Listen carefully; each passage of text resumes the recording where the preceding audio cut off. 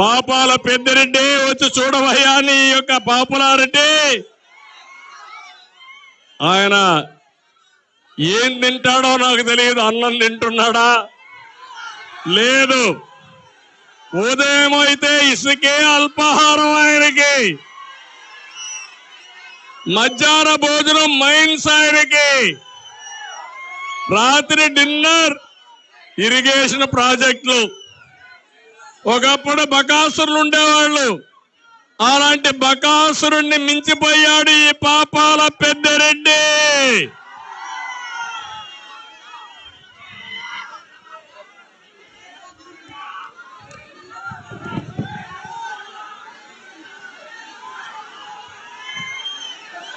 నేను అడుగుతున్నా, తమ్ముళ్ళు పుంగనూరులో ఈసారి గెలుస్తాడా?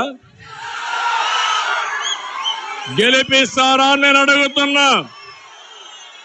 ఇలాంటి దుర్మార్గుడు రాజకీయానికి అర్హులా అని మిమ్మల్ని అడుగుతున్నా. వయసు పెరిగింది కానీ బుద్ధి మాత్రం పెరగల. కుప్పానికి వెళ్ళాడు, కుప్పంలో గెలుస్తాడంట. నేను చెప్తున్నా, పుంగనూరులోనే నీ రంగు మారింది. పుంగనూరులో గెలిసే పార్టీ తెలుగుదేశం పార్టీ.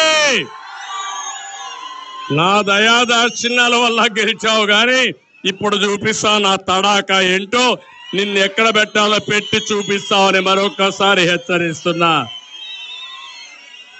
పోలీసులు అడ్డు పెట్టుకుని సెకండ్ రాజకీయాలు చేసే ఈ నాయకుడు ఒక నాయకుడు ఆ తమ్ముళ్ళు అని మిమ్మల్ని అడుగుతున్నా. కాలేజీకి వెళ్ళే విద్యార్థులు, ఏ మైక్ మైక్ ఏ దిగండి, మీరు దిగండి, మీరు దిగాల. తమ్ముడు దిగేమా, దిగేయి. మైక్ కిరపడలేదు, దిగండి. నువ్వే దిగాల, దిగాలి. నేను ఎక్కడండి, మీరంతా ఎక్కడండి. నేను ఒకటే చెప్తున్నా, మొన్నే అంగళ్ళు కేసులు పెట్టారా లేదా తమ్ముళ్ళు మన మీద? ఏం జరిగింది అంగళ్ళలో? మనం ఏమైనా దాడి చేశామా అని మిమ్మల్ని అడుగుతున్నా. చేశాము మన దాడి. దారిలో వస్తున్నాం.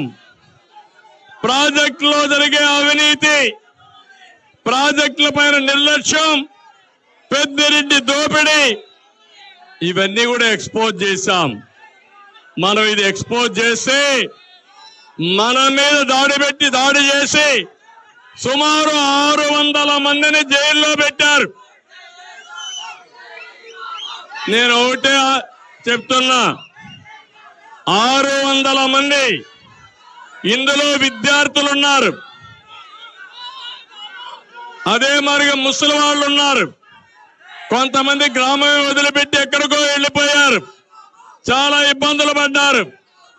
అందుకే ఈ పీలేరు సభలో చెప్తున్నా, మళ్ళీ తెలుగుదేశం పార్టీ ఏంటో, నేనంటే ఏంటో చేసి చూపిస్తామని హెచ్చరిస్తున్నా.